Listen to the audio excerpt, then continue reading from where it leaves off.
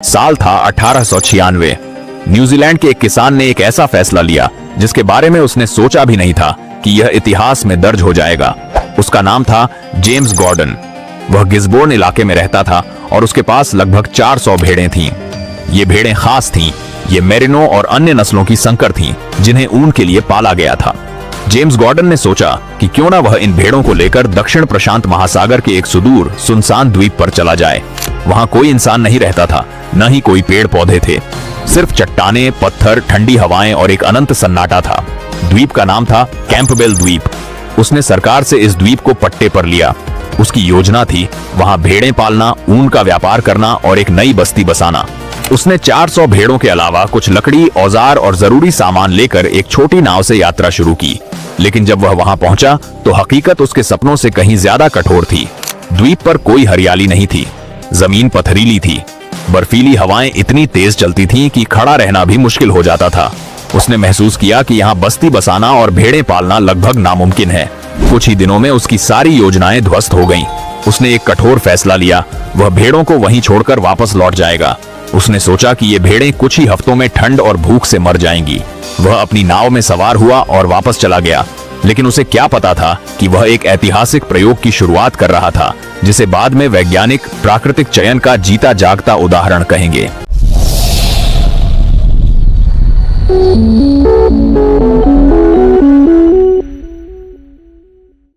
Campbell द्वीप दक्षिण प्रशांत महासागर में स्थित है। यह न्यूजीलैंड के दक्षिण से लगभग 700 किलोमीटर दूर है। इस द्वीप की खोज 1810 में एक ऑस्ट्रेलियाई नाविक ने की थी। वह सील का शिकार करने के लिए निकला था। उसने इस द्वीप का नाम सिडनी के कैंपबेल ब्रदर्स के नाम पर रखा क्योंकि उस जहाज के मालिक वे ही थे। शुरुआत में इस द्वीप का उपयोग केवल सील और व्हेल के शिकार के लिए किया जाता था।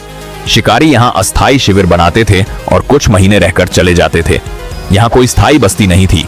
बाद में 1896 में न्यूजीलैंड सरकार ने इस द्वीप को पट्टे पर देने की नीति बनाई। सरकार चाहती थी कि इस द्वीप का उपयोग पशु चारागाह के रूप में किया जाए। जेम्स गॉर्डन पहला व्यक्ति था जिसने इस द्वीप को पट्टे पर लिया। लेकिन उसकी असफलता के बाद एक कप्तान ने यह पट्टा खरीद लिया। उसने बड़े पैमाने पर भेड़ पालन का उद्योग शुरू करने की सोची। उसने 3 अलग अलग जहाजों में लगभग 3000 भेड़ें द्वीप पर भेजी। ये ज्यादातर मेरिनो नस्ल की थीं, जो अपनी बेहतरीन ऊन के लिए प्रसिद्ध है। 1913 तक द्वीप पर भेड़ों की संख्या बढ़कर 7000 से 8000 हो गई थी। यह संख्या किसी के लिए भी हैरान करने वाली थी क्योंकि द्वीप का वातावरण इतना अनुकूल नहीं था। लेकिन द्वीप पर एक खास तरह के विशाल पौधे पाए जाते थे जिन्हें मेगा हर्ब्स कहा जाता है। ये पौधे सूर्य के प्रकाश को सोखकर अपने अंदर ऊर्जा जमा कर लेते थे, जिससे भेड़ें कठोर ठंड में भी जीवित रह पाती थीं। लेकिन जैसे जैसे भेड़ों की संख्या बढ़ी, ये प्राकृतिक खाद्य स्रोत समाप्त होने लगे। पौधों की संख्या कम हुई और भेड़ों के लिए भोजन दुर्लभ होता गया। 1931 तक भेड़ों की संख्या घटकर लगभग 4000 रह गई थी। अब यह साफ था कि यह प्रोजेक्ट असफल हो रहा था। वहां काम करने वाले मजदूर भी मुश्किल में थे। उनके पास न कोई नाव थी, न कोई संपर्क का साधन। 2 साल तक वे उस द्वीप पर फंसे रहे। आखिरकार सरकार ने एक जहाज भेजकर उन्हें बचाया। लेकिन उनकी कमाई इतनी कम थी कि वे यात्रा का खर्चा तक नहीं उठा सकते थे। उन्हें बिना मजदूरी के वापस लौटना पड़ा। और फिर सबसे बड़ा फैसला आया। भेड़ों को वहीं छोड़ दिया गया। कोई योजना नहीं थी, कोई देखभाल नहीं थी, कोई उम्मीद नहीं थी। उन्हें उनके भाग्य पर छोड़ दिया गया। ये भेड़ें पूरी तरह पालतू थीं। उनका जीवन हमेशा इंसानों पर निर्भर रहा था। उन्हें हर साल ऊन कटवाने की जरूरत होती है, वरना ऊन का अतिरिक्त बोझ उन्हें बीमार कर सकता था या मौत का कारण बन सकता था। उनके पास कोई सींग नहीं थे, कोई नुकीले पंजे नहीं थे। वे किसी शिकारी से बच नहीं सकती थीं। अगर कोई शिकारी हमला करता तो वे डर के मारे दिल का दौरा पड़ने से भी मर सकती थीं। सब कुछ उनके खिलाफ था। फिर भी कुछ भेड़ें बच गईं। कैसे? यही तो रहस्य था। 1931 से 1958 के बीच मनुष्यों ने उस द्वीप पर कदम नहीं रखा। लगभग 40 सालों तक वे भेड़ें अपने दम पर जीवित रहीं। यह एक अद्भुत प्राकृतिक प्रयोग था। द्वीप की खासियत यह थी कि यह चारों तरफ ऊंची चट्टानों और पहाड़ों से घिरा था। कोई बड़ा शिकारी जानवर वहां तक नहीं पहुंच सकता था। भेड़िए, शेर, चीते, कुछ भी नहीं था। दूसरी बात, यहाँ तेज हवाओं के कारण मक्खियां और कीड़े मकोड़े भी नहीं टिक पाते थे। इसका मतलब था भेड़ों को कोई खतरा नहीं था, लेकिन खतरा था भोजन और ठंड का। जब भेड़ों की संख्या बहुत ज्यादा हो गई थी तो वे सारे पौधे खत्म कर चुकी थीं। लेकिन जब संख्या घटी तो पौधों को फिर से उगने का मौका मिला। यह एक चक्र था। कम भेड़ें, ज्यादा पौधे, फिर भेड़ें बढ़ें, फिर पौधे कम हो। इस चक्र में केवल वही भेड़ें जीवित रह पाईं जो सबसे मजबूत, सबसे सहनशील और सबसे चालाक थीं। जो भेड़ें कमजोर थीं, वे जल्दी मर गईं और उनकी कोई संतान नहीं बची। यही है डार्विन का प्राकृतिक चयन। जो लक्षण भेड़ों को बचने में मदद करते थे, वे पीढ़ी दर पीढ़ी बढ़ते गए। जो लक्षण हानिकारक थे, वे धीरे धीरे समाप्त हो गए। लगभग 40 साल बाद 1975 में वैज्ञानिकों और शोधकर्ताओं की एक टीम कैंपबेल द्वीप पर उतरी। वे यह देखना चाहते थे कि क्या वहां अभी भी कोई जीवन बचा है। उन्होंने सोचा भी नहीं था कि भेड़ें अभी भी जीवित होंगी, लेकिन जो उन्होंने देखा उससे उनकी आंखें फटी रह गईं। भेड़ें न केवल जीवित थीं, बल्कि उनकी संख्या फिर से बढ़ चुकी थी। और सबसे हैरान करने वाली बात, उनका रूप और व्यवहार पूरी तरह बदल चुका था। शारीरिक बदलाव देखिए, भेड़ों की टांगें और गर्दन सामान्य भेड़ों से कहीं ज्यादा लंबी हो गई थीं। इससे वे ऊंचे ऊंचे पौधों तक पहुंच सकती थीं और दूर तक देख सकती थीं। उनके जबड़े बेहद मजबूत हो गए थे और दांत टेढ़े तथा घिसे हुए थे, क्योंकि वे सख्त पौधे चबाती थीं। उनका ऊन मुलायम नहीं था, बल्कि मोटा, रूखा और उलझा हुआ था, जो ठंडी हवाओं और बर्फीले तूफानों से उनकी रक्षा करता था। वे सिर झुकाकर नहीं, बल्कि सिर उठाकर चलती थीं, बिल्कुल जंगली जानवरों की तरह। और सबसे आश्चर्यजनक बात, ये भेड़ें अपने शरीर से अतिरिक्त ऊन खुद ही झाड़ सकती थीं, जैसे उनके जंगली पूर्वज करते थे। यानी उन्हें इंसानों की जरूरत नहीं थी। व्यवहार में भी बदलाव आया था। सामान्य भेड़ें लेटकर बच्चे देती हैं, लेकिन कैंपबेल द्वीप की भेड़ें खड़े खड़े ही बच्चों को जन्म देती थीं। जन्म के कुछ ही मिनटों में बच्चे खड़े होकर चलने लगते थे। यह बिल्कुल जंगली प्रवृत्ति है।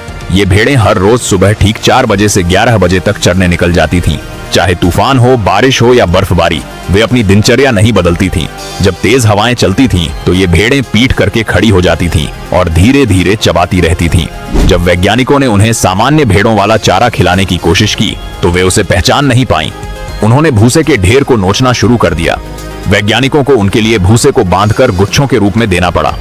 और इन भेड़ों में 2 घातक बीमारियों के खिलाफ प्राकृतिक प्रतिरोधक क्षमता विकसित हो गई थी। वैज्ञानिक हैरान थे। उन्होंने पाया कि यह बहुत तेज गति से होने वाला विकास था। आमतौर पर विकास में लाखों साल लगते हैं, लेकिन यहाँ सिर्फ 40 से 50 सालों में भेड़ों में इतने बड़े बदलाव आ गए। इसके 3 मुख्य कारण थे। पहला, प्राकृतिक चयन। जो भेड़ें कमजोर थीं, वे मर गईं। जो मजबूत थीं, वे बचीं। दूसरा, भोजन की कमी ने उन्हें सख्त पौधे खाने और नए खाद्य स्रोत खोजने के लिए मजबूर किया। तीसरा, वहां कोई शिकारी नहीं था, इसलिए उन्हें ठंड, हवा और भोजन की कमी से लड़ना सीखना पड़ा। यही कारण है कि कैंपबेल द्वीप की भेड़ें जीवित जीवाश्म या प्राकृतिक प्रयोगशाला बन गईं। जब वैज्ञानिकों ने यह खोज की, तो उन्होंने सरकार से अनुरोध किया कि इन भेड़ों को संरक्षित किया जाए, लेकिन सरकार के पास अलग ही योजना थी। 1937 में न्यूजीलैंड सरकार ने कैंपबेल द्वीप को प्राकृतिक संरक्षित क्षेत्र घोषित कर दिया था। 1954 में इसे पूर्ण संरक्षित क्षेत्र बना दिया गया। इसका मतलब था द्वीप पर कोई भी बाहरी प्रजाति नहीं रह सकती थी। ये भेड़ें बाहरी प्रजाति थीं। वे वहां की मूल वनस्पतियों को नष्ट कर रही थीं। कोर्ट ने आदेश दिया, सभी भेड़ों को द्वीप से हटाया जाए या मार दिया जाए। 1958 में यह अनुमान लगाया गया कि द्वीप पर लगभग 1000 भेड़ें बची थीं। लेकिन जब वैज्ञानिक वहां पहुंचे, तो उन्होंने पाया कि संख्या फिर से बढ़ रही थी। सरकार ने एक बड़ा शेड बनवाया, जहां भेड़ों को पकड़कर लाया जाता था, फिर उन्हें समूहों में बांटकर मार दिया जाता था। 1970 के दशक में लगभग 3000 भेड़ों को मार दिया गया। 1980 के दशक के अंत में द्वीप की आखिरी भेड़ को भी मार दिया गया। कई लोगों ने इस फैसले की आलोचना की। उन्होंने कहा कि ये भेड़ें एक वैज्ञानिक चमत्कार थीं, लेकिन सरकार ने जवाब दिया, प्रकृति का संतुलन बनाए रखना ज्यादा जरूरी है। हालांकि सभी भेड़ें नहीं मारी गईं। 1975 और 1976 के बीच वैज्ञानिकों ने कुछ भेड़ों को जीवित बचाने का फैसला किया। वे इस नस्ल को बचाना चाहते थे ताकि आगे अध्ययन किया जा सके, लेकिन ये भेड़ें अब पूरी तरह जंगली हो चुकी थीं। उन्हें पकड़ना बेहद मुश्किल था। अगर कोई पास जाता तो वे भाग जाती या हमला कर देती। वैज्ञानिकों ने एक तरकीब निकाली। उन्होंने विशेष बांसुरी बजाना शुरू किया। अजीब बात यह थी कि ये भेड़ें बांसुरी की आवाज पर इकट्ठा होने लगीं। शायद उन्होंने इसे किसी संकेत या आदत के रूप में पहचान लिया था। इस तरह 58 भेड़ों को सुरक्षित पकड़ा गया। उनमें से 10 सबसे स्वस्थ भेड़ों का चयन किया गया। उनके गले में कुत्तों वाला कॉलर डाला गया और उन्हें पहाड़ी रास्तों से होते हुए जहाज तक पहुंचाया गया। फिर उन्हें न्यूजीलैंड लाया गया।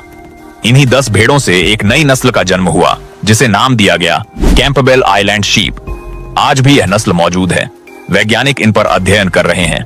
इस पूरी घटना से वैज्ञानिकों ने 3 बड़ी सीखें ली। पहली, विकास तेजी से हो सकता है। दूसरी, अलगाव बड़ा बदलाव लाता है।